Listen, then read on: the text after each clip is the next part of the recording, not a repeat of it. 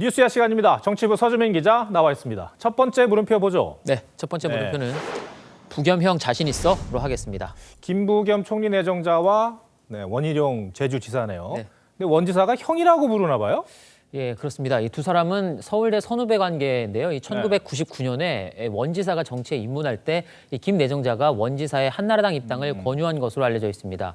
그 이듬해 이 16대 국회의원으로 나란히 당선된 뒤에 이 한나라당 내에서 1인 보수 정치 타파의 한 목소리를 냈던 소장파 동지였기도 합니다. 예, 정치적으로 인연이 매우 깊은 두 사람 관계인데 그런데 뭐가 자신이 있느냐는 겁니까? 예, 이 원지사는 이 민주당이 친문 핵심 윤호중 의원을 새 원내대표로 뽑은 상황에서 이 정책 방향을 수정할 자신이 없다면 왜 총리직을 맡는지 모르겠다라고 했습니다.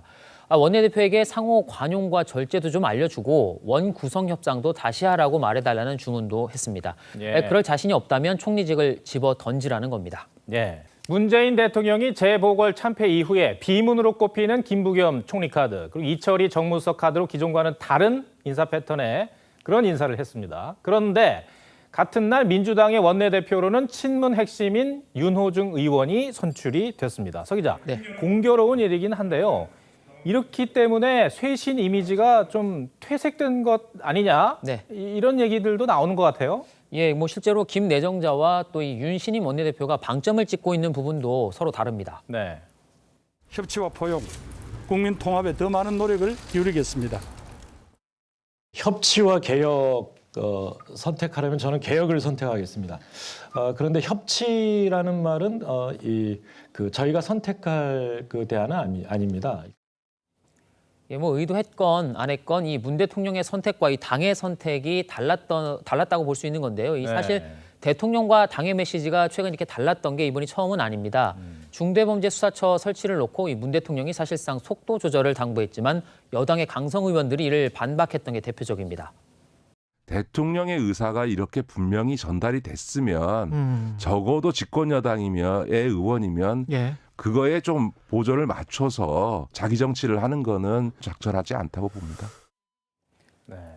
게다가 지난주 여론조사를 보니까 네. 당청 지지율이 역전이 되면서 네. 문재인 대통령 레임덕이 가시화되는 것 아니냐 이런 전망도 나왔어요. 그렇습니다. 윤 원내대표는 당 주도의 실질적인 당정청 관계를 정립하겠다라고 공언을 했는데 자신 있느냐는 이 원지사의 말, 바로 이런 정치적 상황을 염두에 둔 것으로 봐야 할 것 같습니다. 다만 김 내정자도 이 소신 총리 역할을 할 수 있을지에 대해서는 좀 전망이 엇갈립니다. 김 내정자는 조국 사태 이후에 이 문 대통령이 조국 전 장관을 감싸서 국민에게 상처를 준 건 사실이라고 했지만 이 5달 뒤에 이 당대표 경선에 나섰을 때는 검경 수사권 조정안을 추진하는 과정에서 조 전 장관이 이루 말할 수 없는 고초를 당했다면서 친문 진영에 구애를 폈습니다. 네. 이 박원순 전 시장 사건 피해를 호소하는 고소인이라고 칭한 것도 논란이 된 바가 있습니다. 알겠습니다. 첫 번째 물음표 정리해보죠. 예, 첫 번째 물음표 부겸형 자신 있어의 느낌표는 그래 나 공무원이다로 하겠습니다. 2018년입니다. 이 KTX 안에서 좌석 문제로 승무원에게 고함을 치던 승객을 보다 못한 중년 남성이 이를 제지했다고 합니다.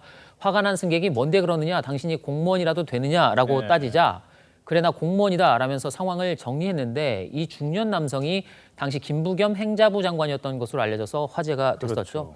그때 KTX 안에서처럼 할 말은 하는 총리가 될 수 있을지 궁금합니다. 알겠습니다. 두 번째 물음표 볼까요? 예, 두 번째 물음표는 양념의 역습으로 하겠습니다. 문재인 대통령이 그 강성 지지층의 행동에 대해서 했던 그 말 말하는 거죠? 그렇습니다. 네. 그 4년 전입니다. 이 문 대통령의 발언을 먼저 한번 들어보시죠. 네. 저는 우리 경쟁을 더 이렇게 흥미롭게 만들어주는 양념 같은 것이었다고 생각하고요. 예, 그런데 문 대통령이 두둔했던 이 문자 폭탄이 이제 당내 민주주의를 무너뜨릴 정도로 위험수위에 달했다는 비판이 나옵니다. 아니, 서 기자. 예. 도대체 그 문자 폭탄의 내용이 네. 어느 정도길래 그렇습니까? 예, 실제로 겪었던 의원의 얘기를 들어봤는데요. 예. 이 하루에 2, 3천 통의 문자 메시지와 전화, 통화가 빗발친다고 합니다. 예. 이게 가능한 이유가 이 대상 의원들의 이름과 함께 이 전화번호를 공개하는 이른바 좌표 찍기 때문인데요. 네. 이번의 경우에도 친여 성향의 한 교수가 자신의 SNS에 이 조국 반성문을 쓴 초선 의원들의 명단과 전화번호를 공개했습니다.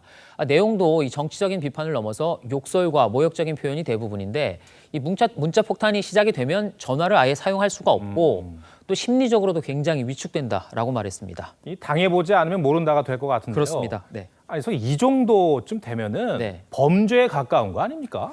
예, 그 문재인 정부 초기에도 이 민주당 지지자들이 인사청문회에 나섰던 이 야당 의원들에게 문자 폭탄을 보내서 논란이 됐었습니다. 저도 뭐 이거 끝나면 전화가 아마 폭탄이 올 겁니다. 지금 뭐 우리 당 의원들한테 청문회 때 폭탄 오고요. 지금 제가 문자 폭탄을 받았어요. 지금 엄청나게 많은 사람들이 이 당시 야당은 문자 폭탄을 보낸 이들을 개인정보보호법 위반, 공무집행 방해, 또 이 모욕죄와 협박죄 등의 혐의로 고발한 적이 있습니다. 수사 결과는 어떻게 나왔습니까? 검찰이 불기소 처분했습니다. 예. 이 정작 야당이 고발을 모두 취하했기 때문입니다. 이 정치적 표현 수단에 재갈을 물리려 한다라는 이 주장 등을 감안한 겁니다. 야당도 그런데 하물며 소속 당원들이 문자 폭탄 세례를 문제 삼기는 더더욱 어렵겠죠. 예. 이 오히려 강성 지지자들을 향해서 에너지원, 개혁의 에너지, 또 이 민심의 소리라면서 두둔하고 있는 게 현실입니다. 네. 그 정치적 의사표시의 선을 넘은 것이다. 과도하다. 당내 다양성을 좀 저해시킬 수 우려가 있는 그런 문제가 있다고 생각을 하고요. 네. 두 번째 물음표도 정리해 주시죠. 예, 두 번째 물음표 양념의 역습의 느낌표는 노라고 말하라로 라고 말하라. 하겠습니다. 네. 이 강성 지지자들이 문자 폭탄이라는 방식으로 행동에 나서고 있는 건 노무현 전 대통령을 지켜주지 못했다는 트라우마 때문이라는 분석이 많습니다. 하지만 그 부작용이 이미 너무 커져버린 만큼 문 대통령이 직접 나서서 이 자제를 촉구하는 게 유일한 해결책인 듯합니다. 네. 서주민 기자 오늘 얘기 잘 들었습니다. 네,